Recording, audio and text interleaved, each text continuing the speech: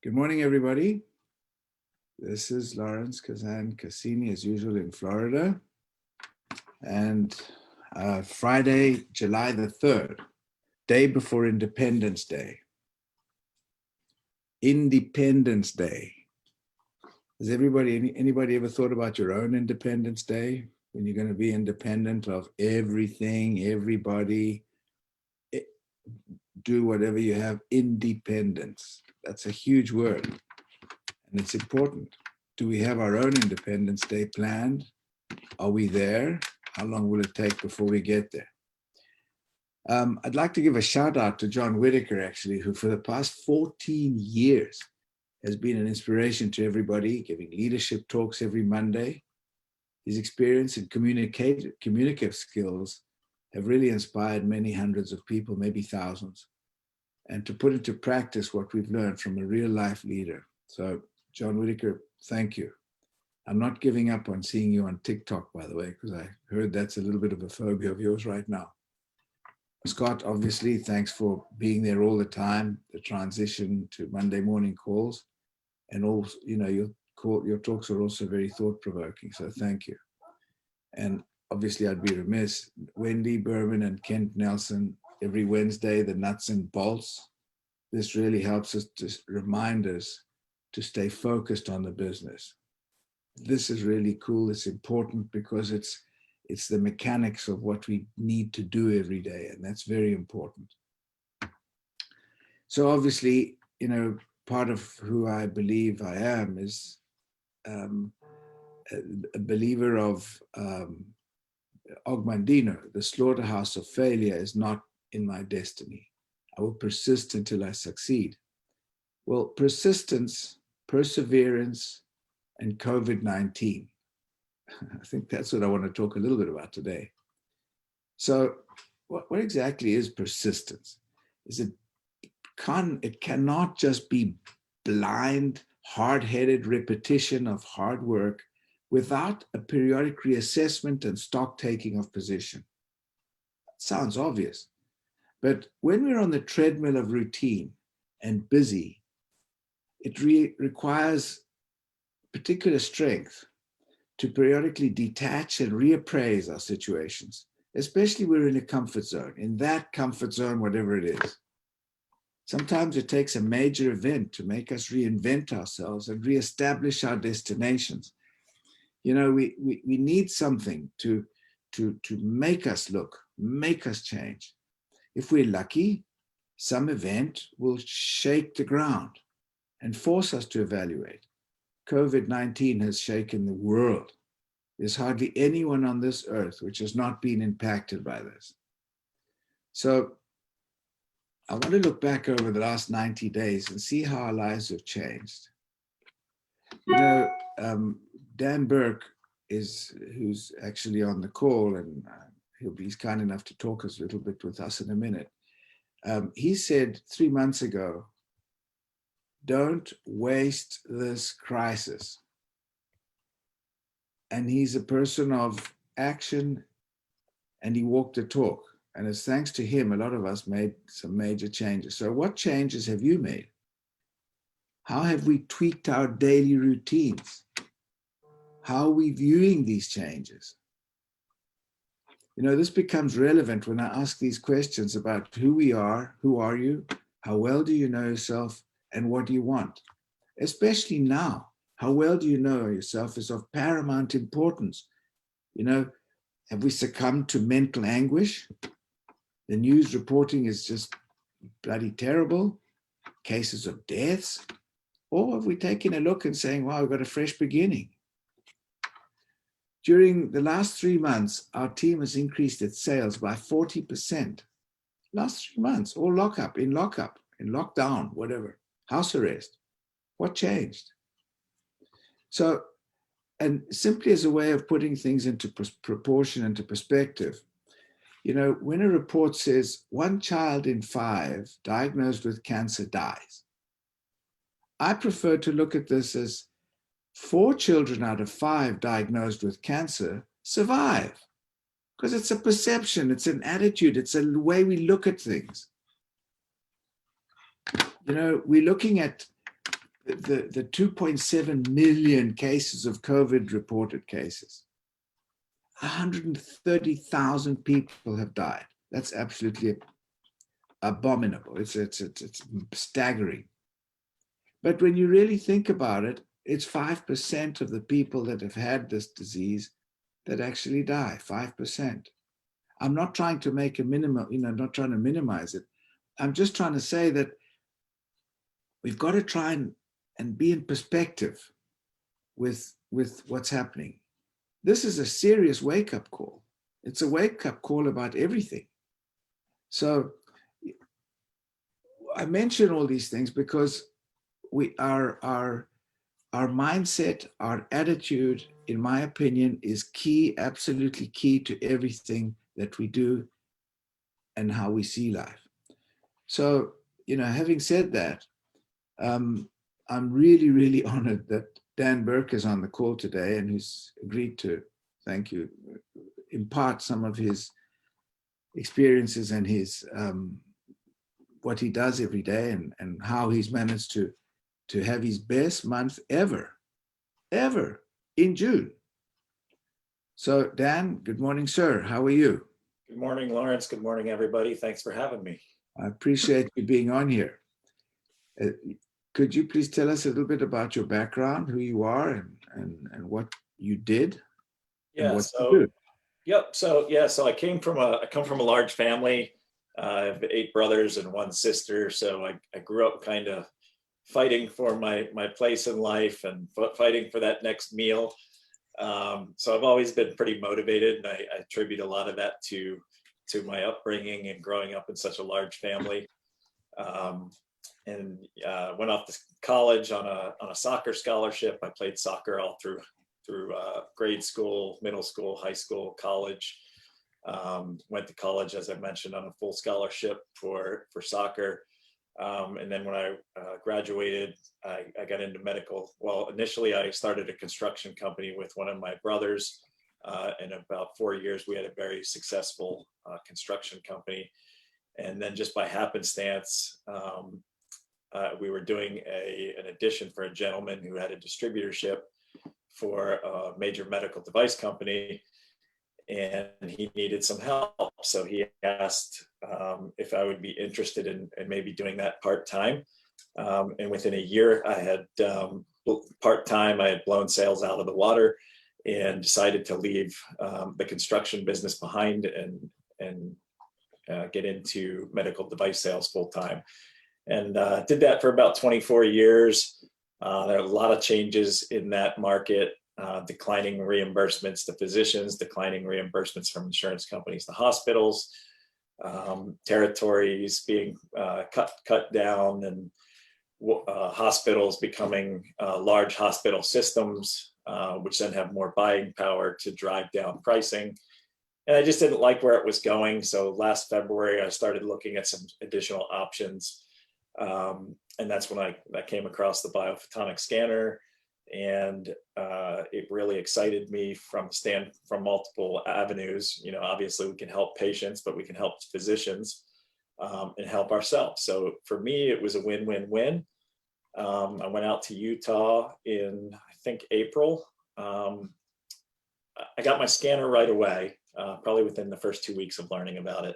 And then I got out to Utah in April, and I was blown away by the symposium, the amount of information, the scientific engine behind the company, the opportunity to make whatever amount of money that I wanted to. It just depended on my work ethic, which I wasn't used to. There were limitations in medical device sales based on territory and how many physicians I was able to call on in my territory.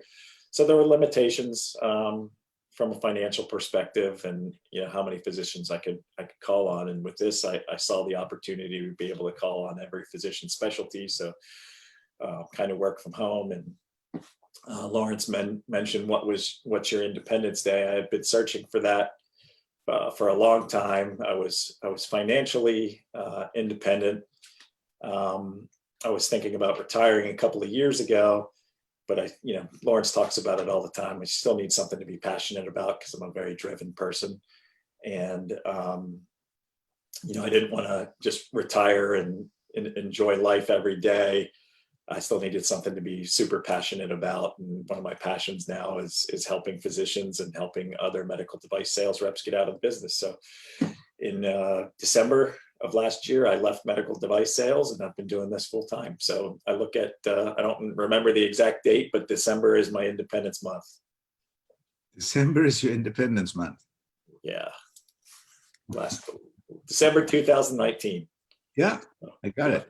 Love it. So just tell us a little bit about a typical day of your 23 previous years. How did that work? What was so good, or what was so inspiring, or how did that go? How does that? It was exciting from when you first get into medical device sales, you're selling to physicians. So, there's a certain amount of prestige, I guess, that people associate with that. It's a little bit higher level sales because you are in the medical field. You have the opportunity to be a consultant in the operating room. And so that was really, really cool to be able to be in the operating room on a daily basis and kind of consult with physicians in patient care. But there was also a lot of driving. My first 4 or 5 years in the industry, I was driving 100,000 miles a year.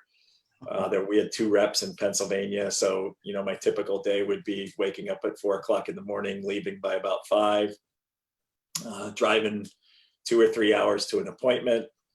The physician who would agree to see me that day, when I show up, may or may not see me. So I could have wasted, 2 or 3 hours driving time because I get there and they say, "Oh, I'm too busy today, I can't see you." And then, more driving the rest of the day, maybe a case in between as we were building the business because it was kind of an unknown company at the time. So it's just a lot of driving, a lot of coffee drinking, a lot of windshield time, as Lawrence says. But it was fun in the beginning. It was exciting. You'd get calls at all hours of the day that they needed something. I'd get calls at 2 o'clock in the afternoon, 1 o'clock in the morning, and you just kind of jump up out of bed and go do what you needed to get done. So it was exciting when I was younger, but as you start to get older, it becomes kind of a nuisance. And the money was really good in the beginning. And as I mentioned, as reimbursements started to decline and hospitals becoming larger systems, they have more buying power. So the pricing would be driven down and there just wasn't as much opportunity. But at that point, you're making a decent commission, and it's one of those things where it's a catch-22. You're kind of stuck in it because the money's really good, and you have to figure out a way to make that work, or figure out a way that you can get out of that. Fortunately, I had always been interested in investing. I started investing at a really early age, at the age of 16, not knowing anything about investing, and just putting as much money as I could into the stock market because I had read about, the earlier you invest, the better off you're going to be long-term with compounding and things like that. I didn't really have a mentor in investing, so I kind of learned everything on my own. And, I was smart. I didn't spend a lot of money on, big houses or fancy cars and things like that. I invested it all in my future. And, that's why I was able to consider retiring 2 years ago. So. Fantastic. So you had the vision, and from an early age, you've had your goals, you've had vision, and you've had drive and determination. So why did you get into Pharmanx?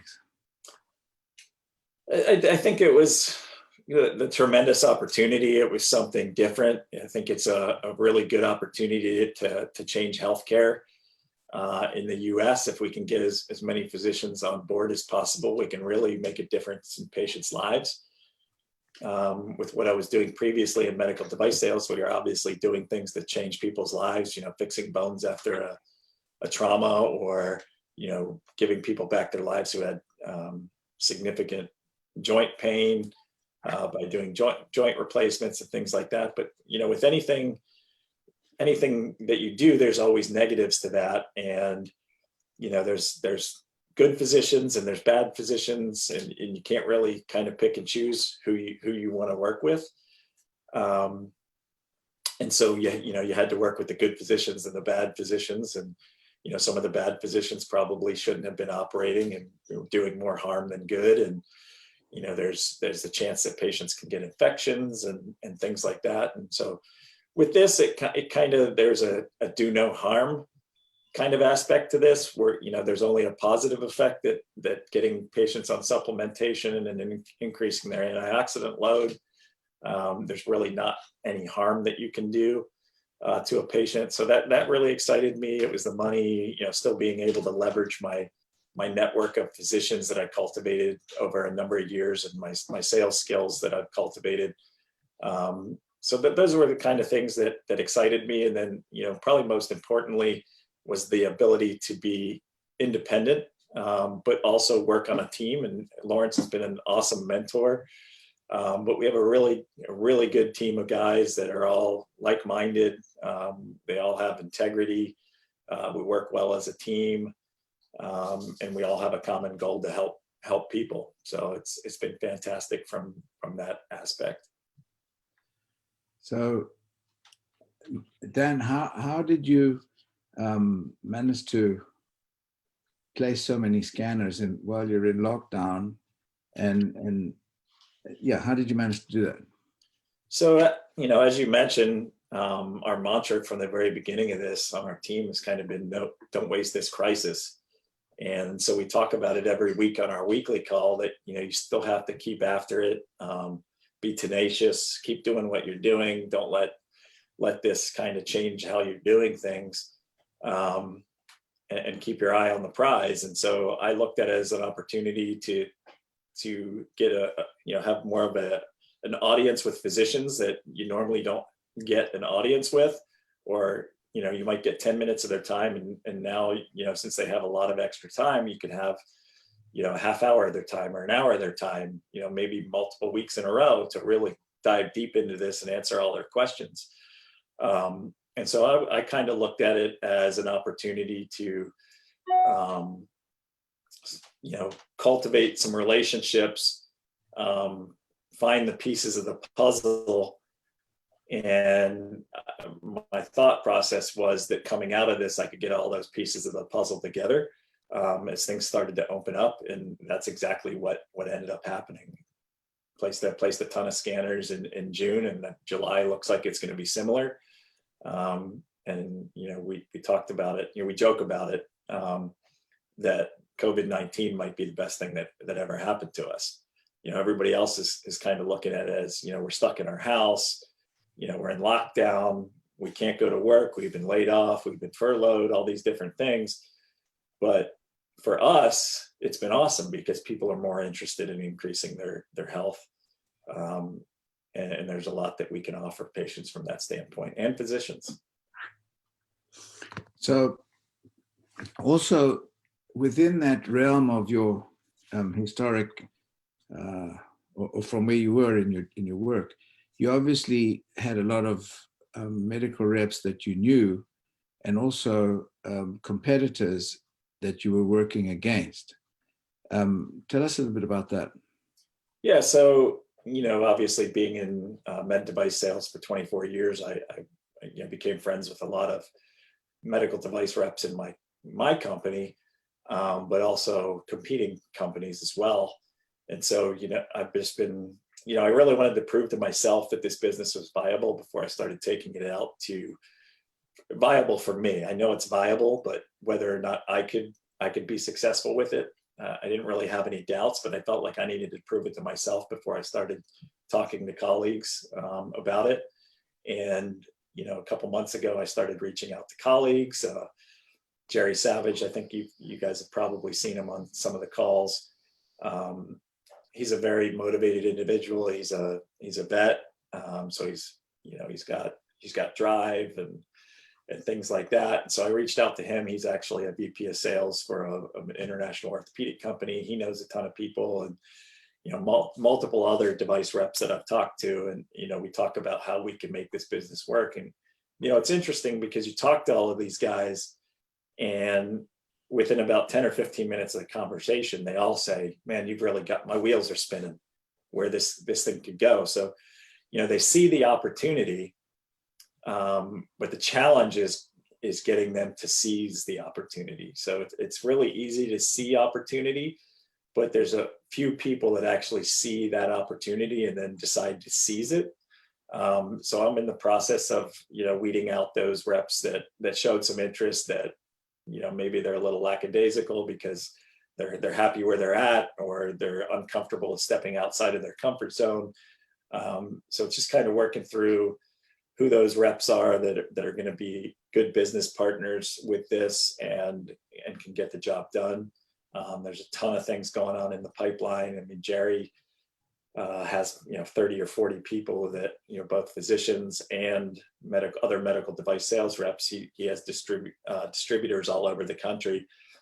So we're talking to them on a daily basis and how they can use this with their physicians, their existing physicians. So with medical device sales reps, my kind of thought process is to sell them on adding this to their bag of sales tools to call on physicians that they already are do business with, right? So it doesn't really take away from what they're doing. It's adding to what they're already doing. It gives them the opportunity to make more money by leveraging their existing relationships.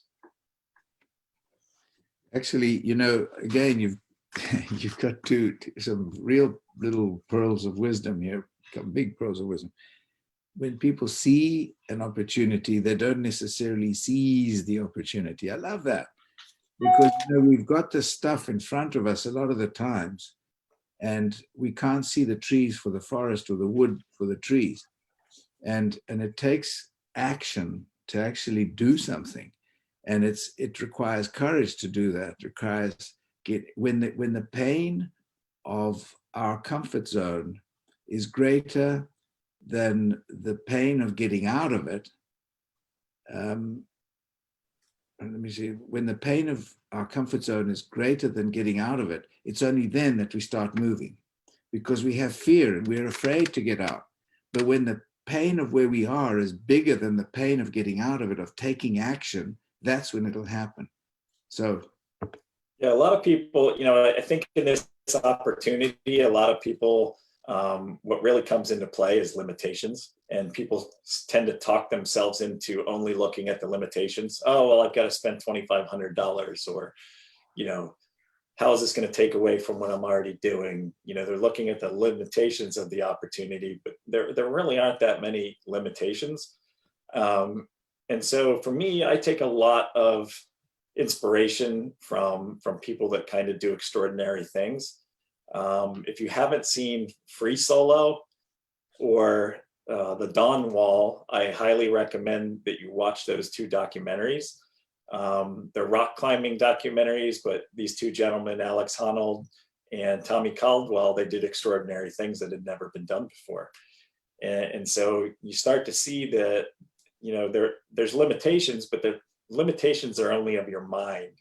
And a lot of people get stuck in looking at those limitations, and it really holds them back. So you really need to, in your own personal life, you need to raise the bar. You need to constantly be raising the bar. And when I was playing soccer a lot, I would always set a goal. It's all about your head or foot-eye coordination, soccer, and I would constantly practice juggling the ball. And when I was younger, I set a goal of being able to juggle the ball 100 times without it hitting the ground. And I would always raise that bar to the next level until I got to, I could do 5,000. I could juggle the ball 5,000 times. And then it just became, there's really no limitation. I could have probably kept going till 1,000,000 times before the ball hit the ground. It's all in your mind, and setting those limitations and continuing to raise the bar for yourself. And as Lauren said, one of those bars that you can raise for yourself is when is your Independence Day going to be? So I highly recommend watching Free Solo and The Dawn Wall, phenomenal documentaries about raising the bar, limitations, getting rid of limitations in your mind, and you know, the one thing that was really impressive to me about Free Solo was it actually took 7 or 8 years of planning to figure out the exact route that he should take. Free Solo is, if you haven't seen it, it's about a rock climber, one of the top rock climbers in the world, who climbed El Capitan without a rope. And he did it like record-breaking time without a rope. But it took him 7 or 8 years to plan that. And, you know, he thought about doing it a couple of times and decided it just wasn't the right day, that he needed to plan a little bit more and get some of those limitations out of his mind. So it's really inspirational. So I highly recommend it. You know, you remind me a little bit about Richard Branson, Sir Richard Branson, because if you look at his, or find his biography of who he is and what he's done, it's people, or even Elon Musk, you know, people that do extraordinary things. And it starts with the first step, the first 100, balancing the ball 100 times, and then, you know, 1,000 times, and then your goals and your financial goals, your stock market. It's having goals. It's having a clear perception of what you want. And that's the third question I always have. What do you want? And if people don't know what the hell they want, in 5 years, they're going to be wherever they are, wanting it or not, because time will just push them forward or make them stay still. And they're going to be older and will not have achieved what they've done if they don't have any clear plan of action and any clear goals. And the Wall, I actually have seen that, the Don Wall and the Capitan, and I thought the guy needs to be in a mental asylum, because to be up there and sleeping up on that bloody mountain with just holding on, I mean, it's astounding. So, but it's what you want, what people want, what inspires you. And the way you speak, Dan, has that passion with you. You know, you've got that, you can feel that strength of conviction.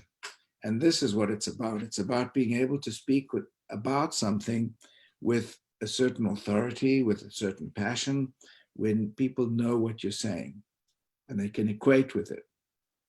Well, thank you. I have a lot of fun doing this. I have a lot of fun chatting with you, Lawrence. It's always a great experience, and I really appreciate you asking me to be on today. So just as a final thought, thank you for coming. Thank you for being on. As a final thought, I'd say this. We are seeing the predictable unpredictability of COVID-19.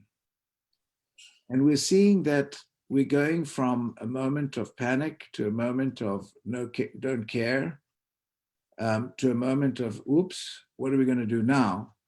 And this gives us this uncertainty that everybody has, is an opportunity for us. It's an opportunity for us to seize that. And for example, there are a lot of doctors still now today who are stuck at home. They've just reduced elective surgeries. There are a lot of pharma medical reps actually also grounded. And I'm saying professional people that are grounded, and they have the time to look at what we have to offer. They have the time to look at some of these studies. They have the time to analyze the business. They have the time to actually do things which they never did before, because they were on that treadmill and they didn't have the time to do anything at all. So right now, seize the opportunity. You can all see it. Make other people seize what you see. Make other people seize what you see. Dan, that's your pearl of wisdom again. Thank you. Appreciate everybody being on. It's 10:01, so thank you. Thanks, everybody. If you got a parting shot you want to give, Dan, any last parting shot? No? Okay. All right. Well, thank you. Thanks, everybody, for being on. Thank you, Dan. Excellent call.